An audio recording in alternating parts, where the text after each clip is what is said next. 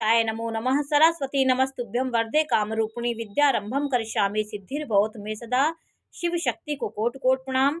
मेरे श्रोतागण, मैं आज आपको एक जानकारी दे रही हूँ अग्नि तत्व राशियों के बारे में कि अग्नि तत्व जो राशियां होती हैं वो उग्र होती हैं, आक्रामक होती हैं और सबको संचालन का काम करती हैं, सबको बढ़ाने का काम करती हैं, किसी को हतोत्साहित नहीं करती हैं, प्रेरित प्रेरित करती हैं, सबको तो प्रेरक होती हैं। तो ये राशियां 1, 5 और 9, ये राशियों को इतनी महत्व क्यों दिया गया है? क्योंकि ये तीनों त्रिकोणों की मालिक होती हैं और ये राशियां प्रबंधन क्षमता, शासन करने में, संचालन करने में और एक प्रकार का इनके अंदर एक शक्ति ऐसी होती है कि सब इनसे प्रभावित होकर इनसे अपने कष्टों को बताने आते हैं। ये राशियां समाज को एकत्रित करने की क्षमता रखती हैं और समाज के बीच में एक नेता के रूप में और एक अग्रसर होने की क्षमता वाली राशियां हैं और ये व्यक्ति को सदैव उत्प्रेरित करती हैं, ये समाज को उत्प्रेरित करती हैं। कभी किसी भी समाज के बीच में, हजारों लाखों के बीच में सबको ऐसा वो अपनी वाणी से, अपनी वाणी की क्षमता से, अपनी बोली से, अपनी ऑरा से ये सबको अपनी ओर आकर्षित करती हैं और ये राशियां बहुत महत्वपूर्ण होती हैं।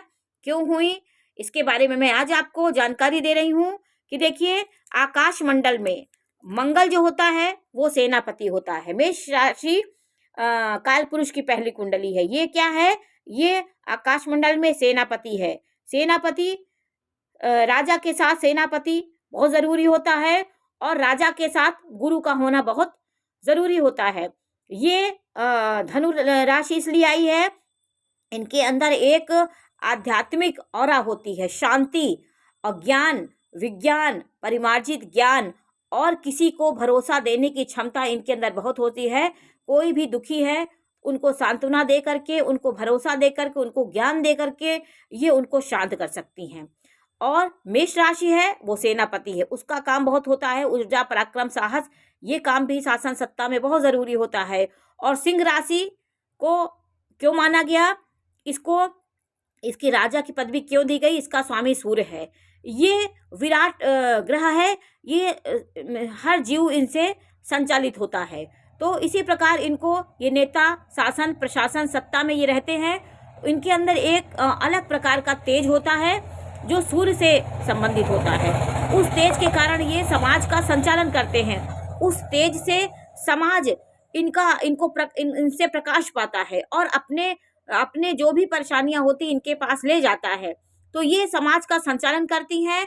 ये अकेले अपना जीवन नहीं व्यतीत कर सकती हैं, ये सबके बीच में रहना पसंद करती हैं और इनके साथ अकेले कभी नहीं रहे, किसी न किसी के साथ ये अपने ज्ञान का बताती रहेंगी। इनसे सब लोग अच्छी ही बात करते हैं, कोई इनसे ऐसी बात नहीं करेगा जो मनमौजी बातें होती है, मस्ती वाली बातें होती, ये सदैव उद्देश्य की अच्छी बातें करते हैं।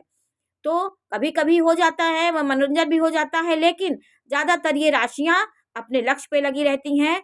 ये धनुर्धार होते हैं, धनुर्धारी, पराक्रमी, ओज, साहस को ढूंढते रहते हैं, कहीं ना कहीं साहस अपना दिखाते रहेंगे, किसी की लड़ाई झगड़े में आगे हो जाएंगे, किसी की दया करेंगे, परोपकार करेंगे और सबको संचालित करेंगे, सबको लीडर बने रहेंगे सबके बीच में। तो ये राशियां इसी प्रकार की हैं, इसीलिए इनको महत्व दिया गया है। अग्नि तत्व राशियां हैं, जैसे अग्नि हर समय ऊपर की ओर उठती है, उसी प्रकार ये राशि भी हर समय आगे बढ़ने की क्षमता रखती है।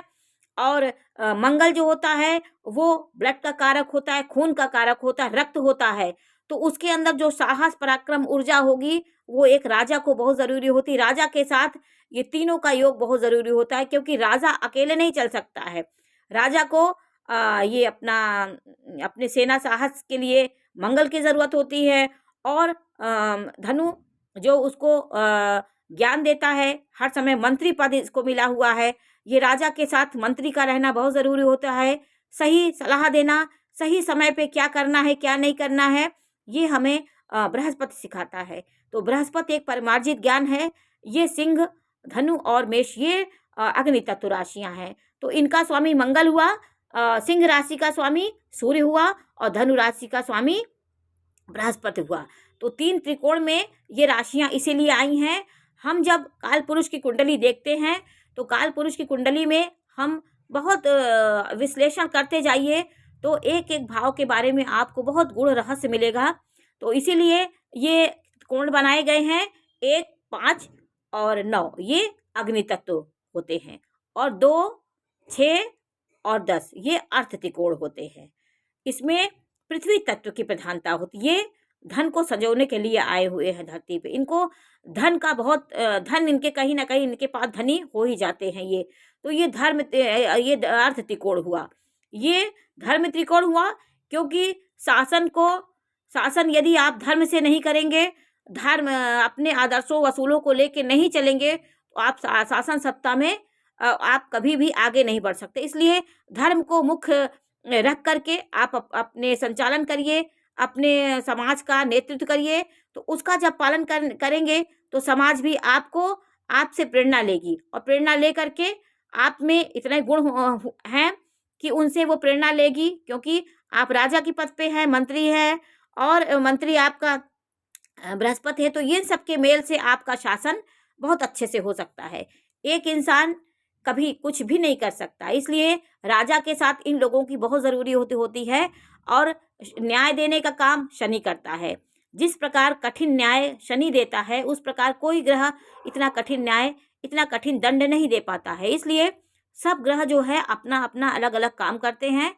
एक काम एक वो नहीं कर सकता, जो सेना वाला काम करता है वो नहीं कर सकता है। चंद्रमा कोमलता, प्रेम, करुणा, ममता, भावनात्मकता और प्रेम देता है। तो इसी तरह ग्रहों का हमारे जीवन में बहुत महत्व है। ग्रह से ही सब कुछ मिलता है। तो हमारे जीवन में सुख दुख जो भी आते हैं सब ग्रहों से आते हैं। ग्रहों का जीवन में बहुत महत्व होता है। तो आज मैंने आपको इसके बारे में जानकारी दी। नमस्कार।